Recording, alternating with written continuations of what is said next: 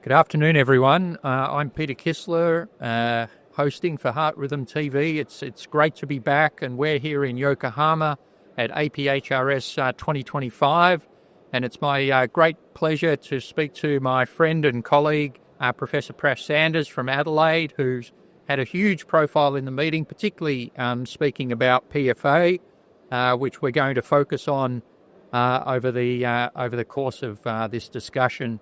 Prash, welcome. Thanks, Pete. Thanks for having me.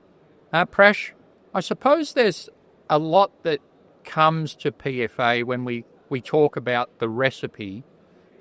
You've been involved pretty much from the ground up in a lot of technologies. What do you think are the important aspects to PF delivery? Yeah, so I mean, there are a number of variables that can be used in this recipe. I think the number one thing is the voltage that we're using. Okay, the higher the voltage, the deeper the lesion. Whether it's biphasic, whether it's monophasic, because that almost doubles your voltage that you're using. And then it comes down to the number of deliveries that you have in each train, and the pulse width, because how long does that voltage act on? But this is both for the lesion size that we use and also for the complications. So we kind of have to take that balancing act between the two of these factors in terms of deciding. And then I guess we've seen various iterations, different sources that have been used, and different number of applications in order to reach that irreversible electroporation threshold. And so that's where the differences come between the different systems at the moment. Okay. And what about monopolar versus bipolar? Yeah, so monopolar tends to give you slightly deeper lesions because it's transmitting a long distance. The negative with that is there's a lot more skeletal muscle recruitment when you deliver this. Using a bipolar kind of delivery is much closer, narrower window, and therefore less likely to recruit a whole lot of muscular tissue. Okay. Well, maybe now we'll move on to the late breakers this morning, and you made a number of presentations. And perhaps given the flavour of the meeting, we'll start with some Australian developments, and that was the CatheRx. Can you tell me a little bit more about that? Yeah, so, the electropulse system is something we've been working on for a little while, as you know. It came out of the fact that there was no PFA coming into Australia, and so an Australian company took this on, and we've been gradually working through animal studies and now bringing it into the clinic as it's been shown to be safe. We presented at the Heart Rhythm Society the initial safety data from the first 30 cases, and really what I presented today was how we could make this more workflow efficient by changing the waveform slightly, by combining some of the pulse trains in order to make it quicker without losing safety and perhaps improving efficacy. That's yet to be borne out because the numbers are still small. So this was simultaneously published in Heart Rhythm, and so it's available for people to have a look at. But it's an important step for this company to try to then go into a larger series of patients now. So obviously a really competitive market.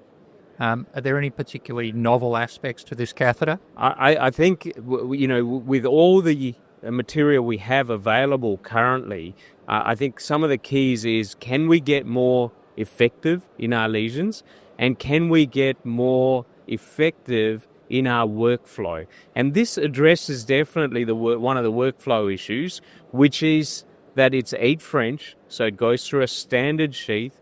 It doesn't have an over-the-wire system, and the wire is one of those potential causes of embolic events when you have it in the left atrium for so long. It doesn't have heating, and so you don't have to irrigate this catheter. And so they're big efficiencies in terms of the procedure itself.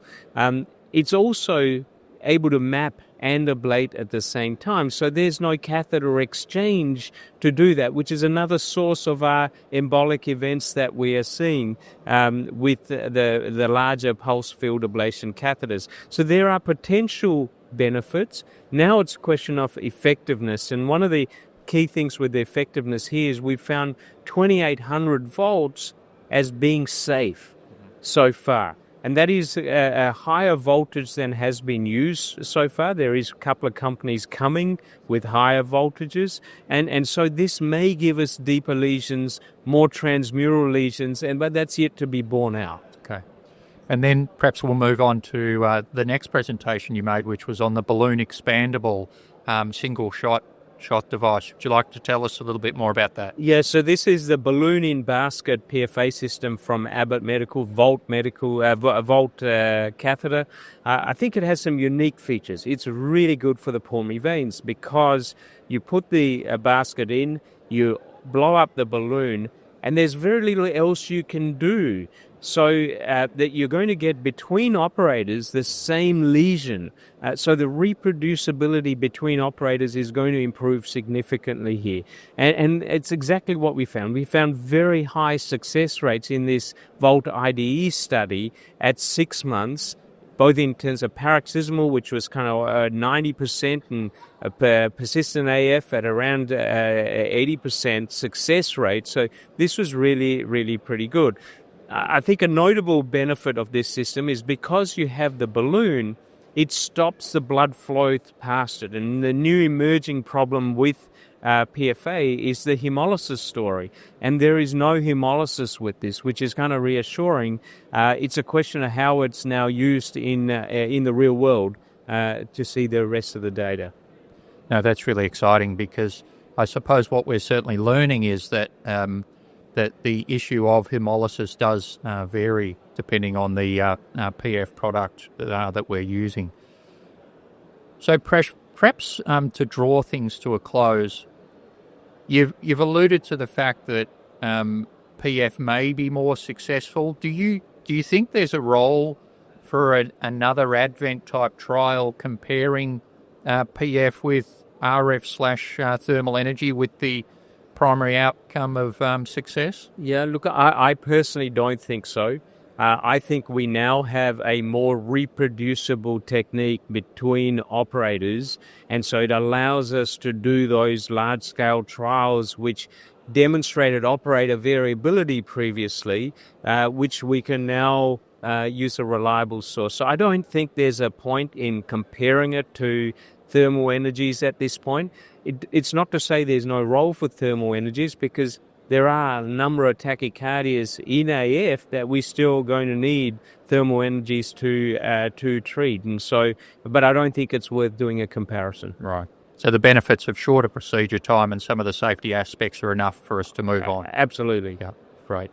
Well, it's been a great pleasure, Prash. Thank you very much. Thanks, Pete, for having me.